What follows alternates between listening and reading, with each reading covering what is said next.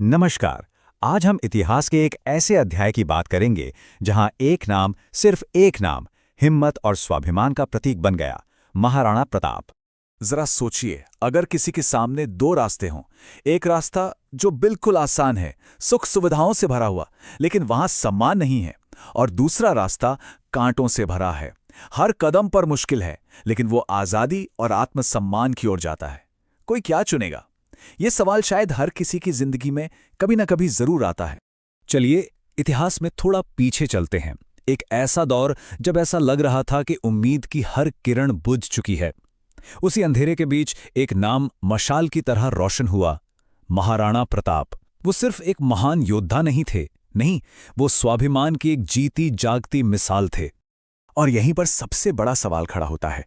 जब एक बहुत बड़ी शक्तिशाली सल्तनत के सामने सिर झुका देना सबसे आसान रास्ता था, तो फिर किसी ने लड़ने का, संघर्ष का मुश्किल रास्ता क्यों चुना?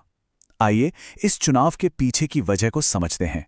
देखिए, उस जमाने में मुगल साम्राज्य की ताकत अपने चरम पर थी।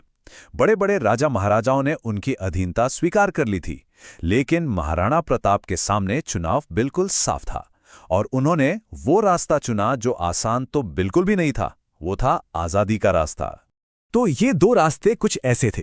एक तरफ थी अधीनता, जहां शायद जिंदगी में आराम होता, लेकिन अपना स्वाभिमान नहीं। और दूसरी तरफ था आत्मसम्मान का रास्ता, जो संघर्ष और मुश्किलों से भरा था, पर वहां सिर हमेशा ऊंचा रहता। प्रताप का चुनाव बिल्कुल साफ था। और इस चुनाव की कीमत बहुत बड़ी थी। अपने महलों को छोड़कर जंगलों में भटकना पड़ा, परिवार को कष्ट में देखना पड़ा। कहा तो यह भी जाता है कि घास की रोटियां खाकर गुजारा करना पड़ा।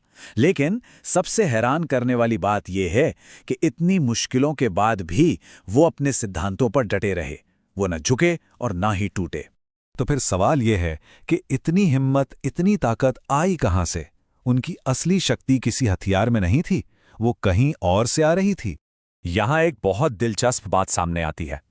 महाराणा प्रताप की सबसे बड़ी ताकत ना तो उनकी तलवार थी, ना ही उनकी सेना, बल्कि वो थी एक सोच, एक विचार।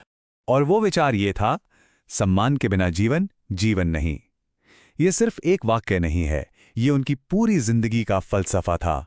यही वो आग थी जो उनके अंदर हमेशा जलती रही और जिसने उन्हें कभी हारने नहीं दिया। और उनकी यही एक सोच समाज के लिए एक बहुत गहरी सीख बन गई। ये लड़ाई अब सिर्फ एक राजा या एक राज्य की नहीं रही थी, ये सिद्धांतों की, उसूलों की लड़ाई बन चुकी थी। और उनकी असली जीत दरअसल इसी में छिपी थी।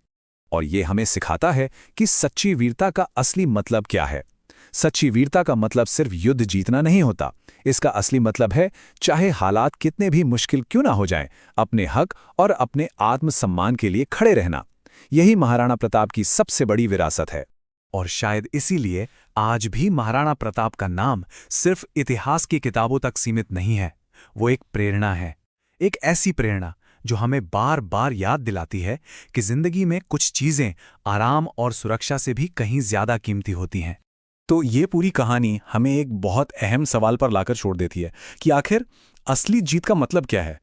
और इसका जवाब शायद ये है कि असली जीत किसी और को हराने में नहीं, बल्कि बुरे से बुरे वक्त में अपने खुद के उसूलों और सिद्धांतों पर टिके रहने में है।